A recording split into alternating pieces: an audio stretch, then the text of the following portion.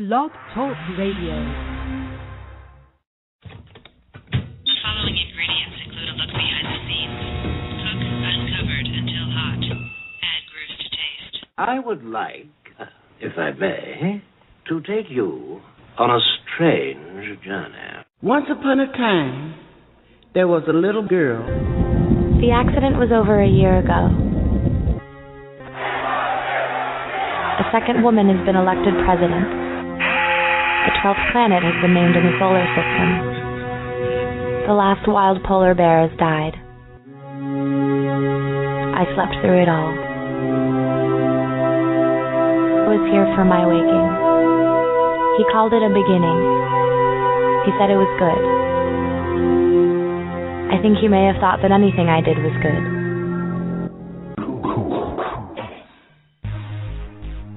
Welcome to Transition Radio, live from Wilton Manors, Florida, with your host, Mark Angelo Cummings, a show for trans folks, by trans folks, here to let your voice be heard.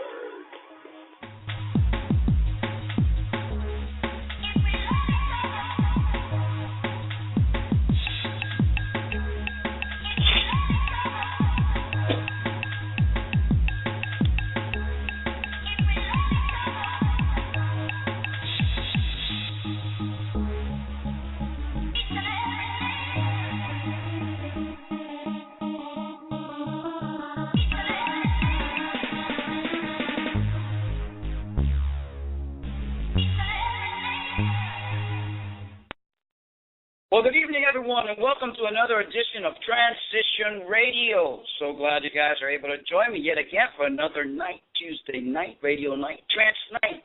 Well, tonight I've got Lorenzo Triburgo, a native New Yorker, I hope I didn't botch up his name, who currently resides in Portland, Oregon. He holds a 2002 Bachelor of Arts degree from New York University in Photography and Gender Studies and earned a Master of Fine Arts degree in Photography and Related Media in 2005 from the School of Visual Arts in New York.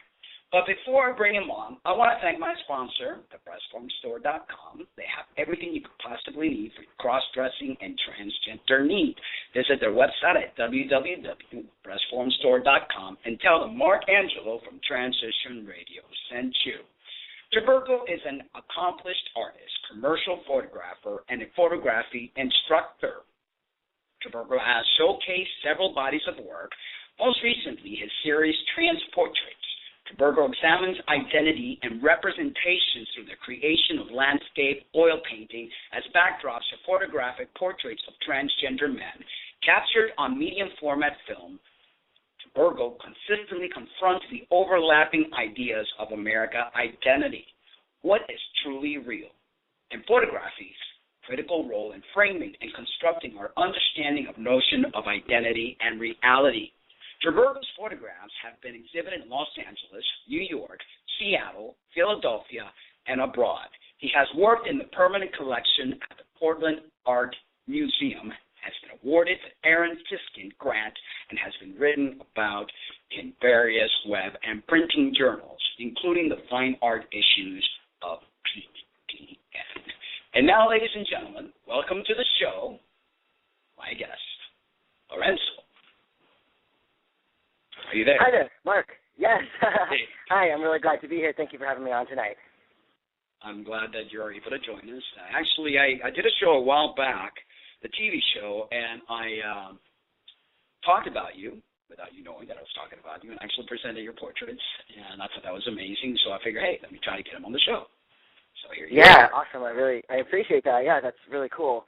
It's always nice to get to talk to other trans folks because I feel like my work, it allows me to talk to people kind of in the art world and talk about it from a photographic standpoint. But I'm always happy to also talk to people, coming from more of a trans activist point of view as well. So thanks again for having me. The pleasure's mine. So I have some questions here that I put together, and if callers want to call in, the number is 646-716-6895. Again, that's 646-716-6895. Call in with your questions just to say hello and support both Lorenzo's and I's work. Well, photography is such an amazing art. what made you decide to choose this art form, and were there any inspirations that brought you to this love? Yeah, I mean, I think I'm a musician as well, and for as far as I can remember, I've always been interested in photography and in playing music. I'm a drummer, and so in terms of photography, my earliest, I guess, memory of it would be that my dad was actually a college student while I was growing up, and he took a photography class and introduced me to his 35 millimeter camera, and as a kid, and I loved playing around with it and stuff, and so I started taking classes at a pretty young age, and just always kind of loved it. And then as I went on to college and stuff, and I studied gender studies, and I'm always interested in the ways that people present their identities, and photography seems to be the perfect medium to discuss that because it's so much about how we present ourselves, like, as a culture. So that's why I feel like it's a medium that I kind of am drawn to. And that's awesome because people don't realize the power that a person holds with a camera in their hand, what you could actually capture. And you said you're a musician as well. You play the drums, you say. Yeah, I'm not actively playing now, but for many years I played in bands. I played in bands pretty much my whole life, and then, I'm outside, so a vehicle just drove by. But last year I actually kind of stopped playing, actively, but it's still something that I like to do. I believe that a lot of transgender individuals, and I've mentioned this in a lot of my shows, because most of my guests are very artistic. They either play an instrument, they're actors, comedians, you name it. And I believe that we have this energy source within us that allows us to be so creative. And if we take that energy source and make it into something creative instead of trying to self-destruct and realize that we are special, I believe we could accomplish so much in this world. Now, as a trans man myself, I feel our bodies are a work of art. Tell us about Triburgo's trans portraits and how this came to be. Sure, yeah. I at the beginning of my own transition, I knew that that transitioning or trans masculinity was something that I wanted to deal with in my photographs. And so I played around. It took me about a year, actually, to come up with the really solid idea about how the pictures were going to look and exactly how they were going to take form. And so I played around for about a year doing different test portraits and stuff like that. And then, I kind of just a friend of mine was he was my sitter for all of these tests, and it was really just like word of mouth. So I kind of put a call out through a listserv that I was part of, and then I only really did that like one time, and then sort of allowed people to volunteer from there. But yeah, it was, I guess, an idea that I came across, like I said, at the beginning of my own transition, and I knew I wanted to deal with trans masculinity, but I didn't want to do a documentary or have it be about any one particular story. So I wanted to have it be more about the idea of trans masculinity rather than any sort of specific narrative. I don't know, does that make sense? I feel like that was a little long-winded, but... Well, and the different expressions, that there are with transgender men as well as transgender female. I don't think, I know that as trans people, we try to fit this little box, and we want to be the idealistic male or the idealistic female that society wants us to be. And I believe that it is so furthest from the truth that we are a unique form of expression and something beyond the capacity of mankind and womankind to understand. I think it's deeper than most people have even tried to understand.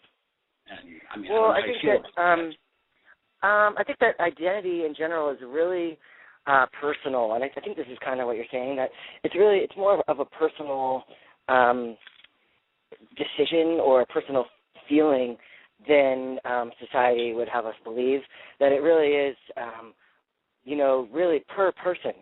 Each person's identity is going to be really specific to them, as opposed to sort of these big umbrellas that people can easily fall under. I feel like it is more unique than that.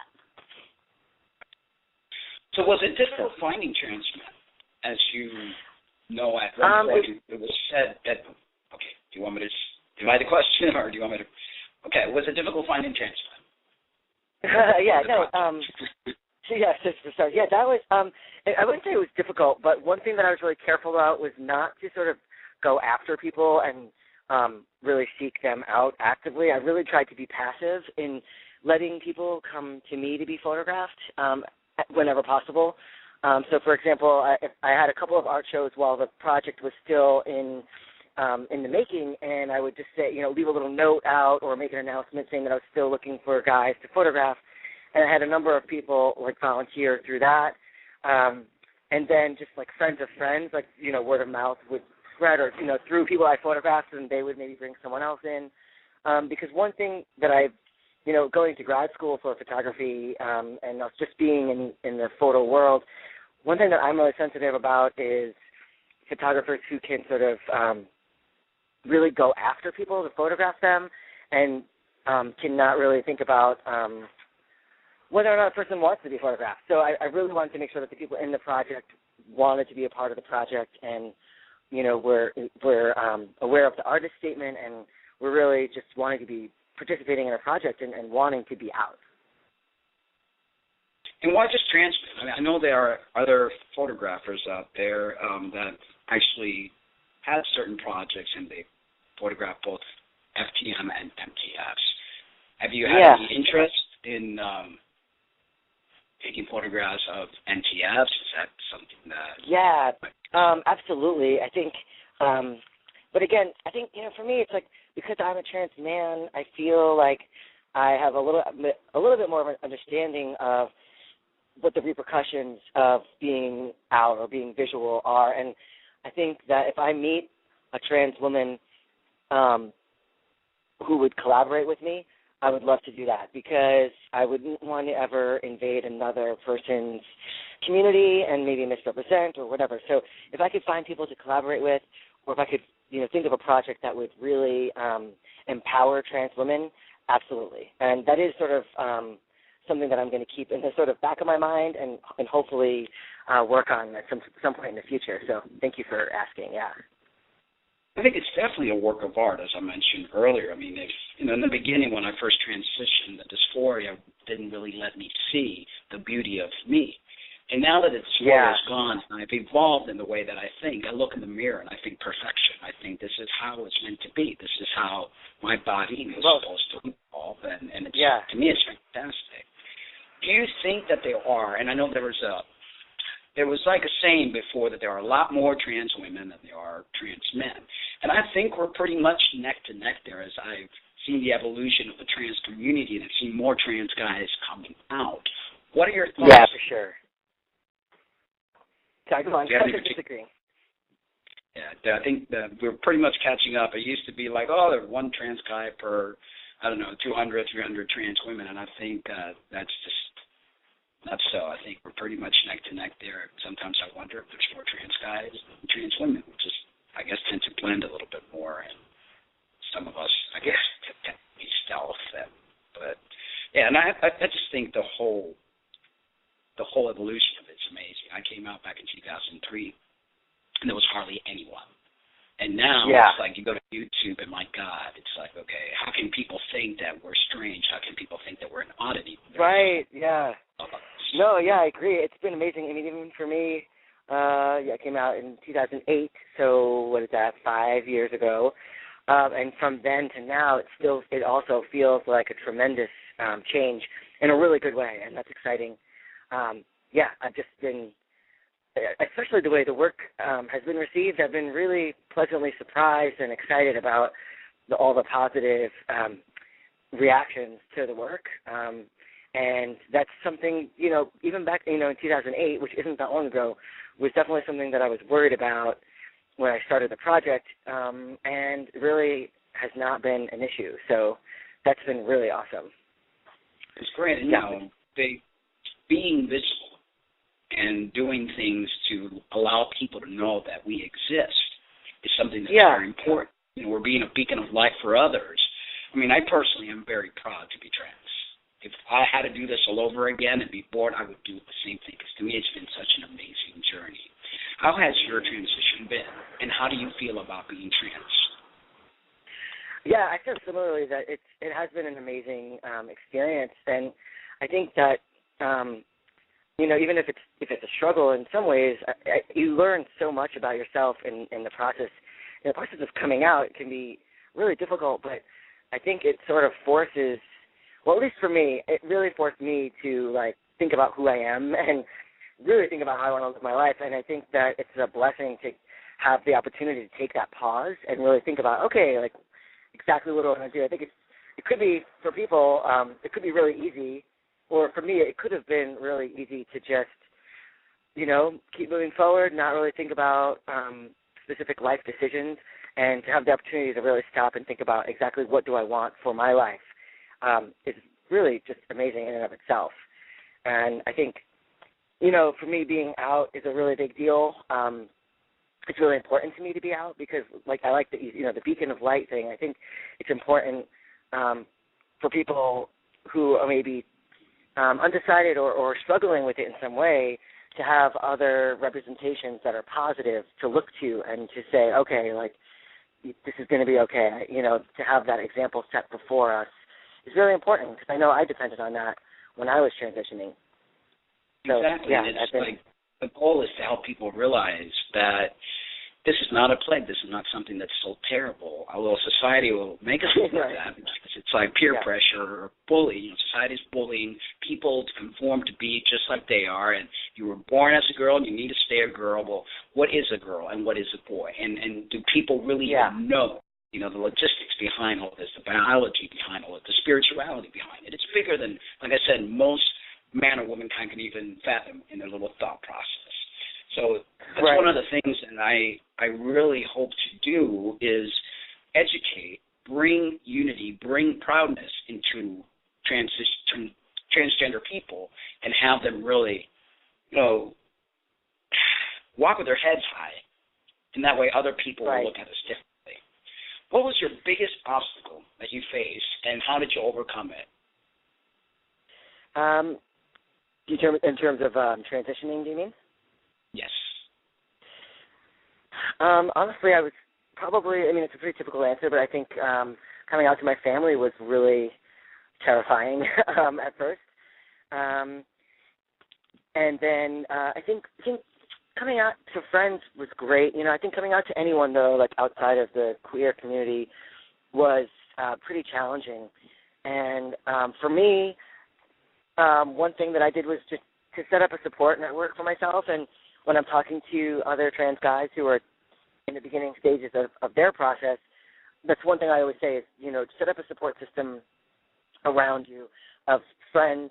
Reach out to other trans people, even if you live in a place that doesn't have a lot of trans people, try to find a community online that you can connect with, because that feeling of community and feeling sane is really important, I think, because if you have people, let's say, who don't understand or who are not supportive, they're going to embed sort of all of this, or they're going to try to embed doubt, and that could be really just terrible to live with. So I think having supportive friends and community members is really important. So that's what I tried to do. I came out to all of my friends and made sure that, people were aware of what I was going to be dealing with, and that network became, really vital for me. What has been the most memorable moment in your journey, in your transition? Oh, geez. Probably the most memorable, for sure, actually, is when I saw my great aunt after I had already begun transitioning, and I hadn't seen her in about 3 years because I was afraid to see her, honestly, and was wrongfully led to believe that she would not really handle it very well. And I saw her at a family member's wedding, and we were all there, of course, and I had a beard, and and I went up to her and I said, hi, I wasn't sure if you wanted to see me, and she was just, so loving and so kind, and said, we love you no matter what. Don't even think about it. It's not an issue. And so for me, that was the most amazing moment probably of my transition. Just that it's sense a good of relief feeling. and love. Yeah, and you know what? It's a great honestly, feeling.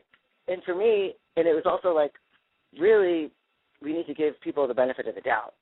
That was, from my end, it's not only fear that when you're scared to come out to someone, it's not only because you're afraid of what they might think, but what does that stem from? Like, what are you saying about them? Like, maybe give people the benefit of the doubt that, they're not going to freak out, And I've had the same reaction when some, like, cousins or aunts and stuff like that where, I was, like, hesitant, and then they were just extremely loving, and it was just like, wow, and then you realize that's unconditional love. And I think that's one of the lessons that we're here to learn as humans.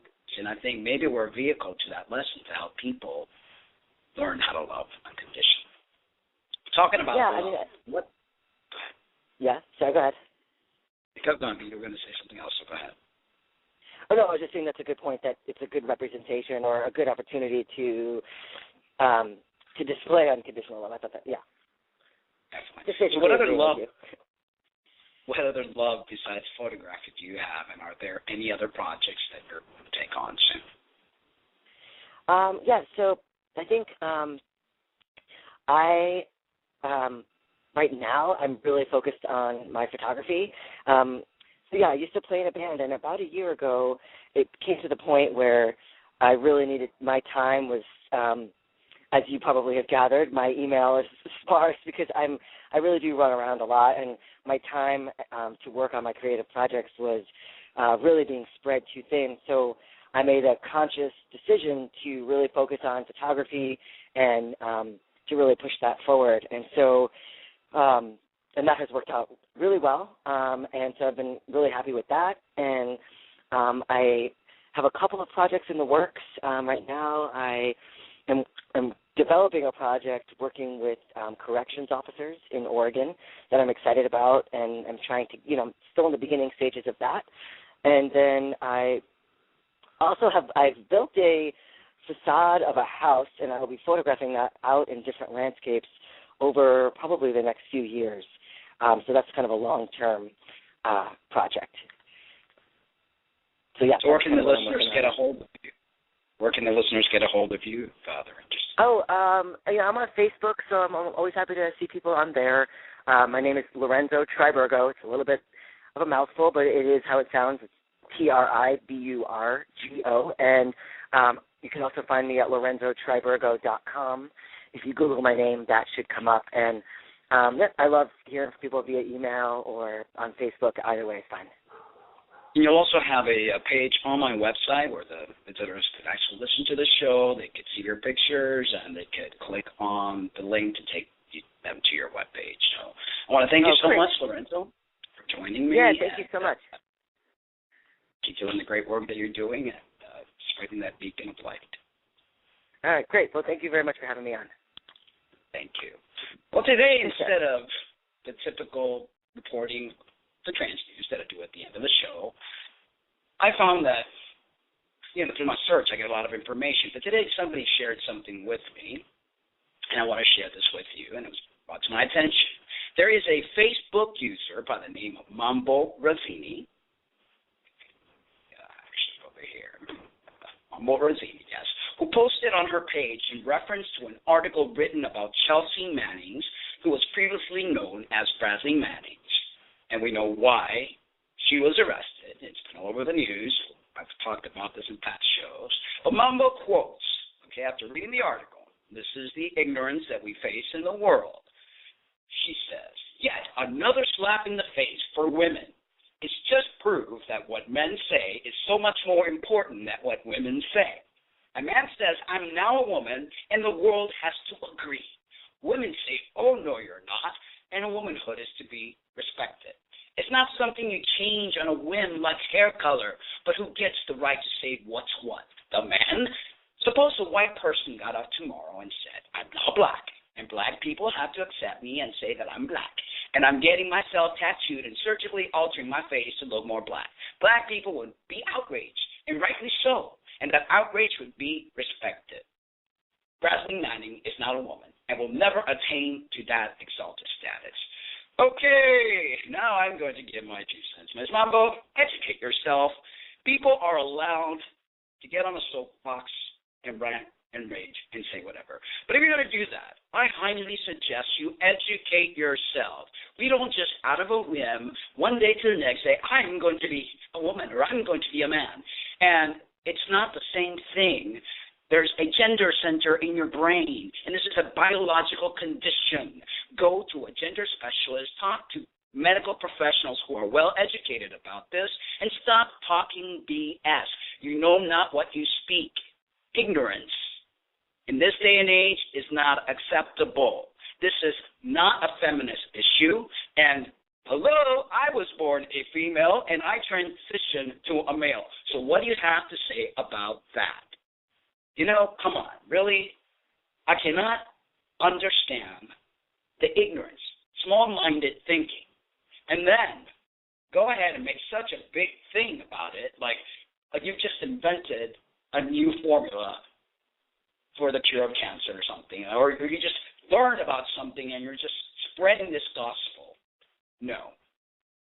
We do not wake up one morning and think, I'm going to change my gender now. I'm tired of being a female, so I'm going to be a man. This is biologically created. It happens at 8 weeks' time inside our mother's womb when the gender center is being developed. If all goes well, brain and genitals match. 1 out of 80 babies have some form of gender identity or gender anomaly, whether you're intersex, transsexual, or somewhere in that spectrum. So this is not a feminist issue. This is nothing about a man's world. I highly suggest you stop being such a feminist and get in touch with your inner soul and start loving and accepting people for who they are.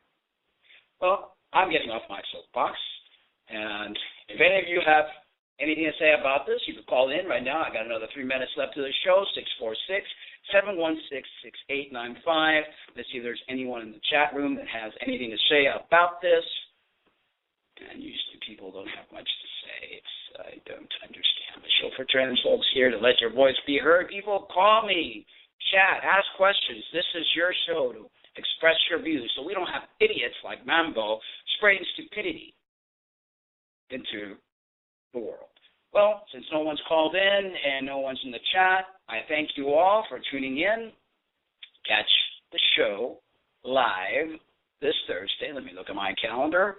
And I have Joe Ipo, yes, Gender Real, and he's doing some great projects referencing individuals that get older and are transgender, which to me is something that has been overlooked and something we need to think about, because all of us transgender individuals will age. Where will we go, and how will things be handled? Thank you once again. Good night. Catch you Thursday. I love you, but remember to always love yourselves too. Good night.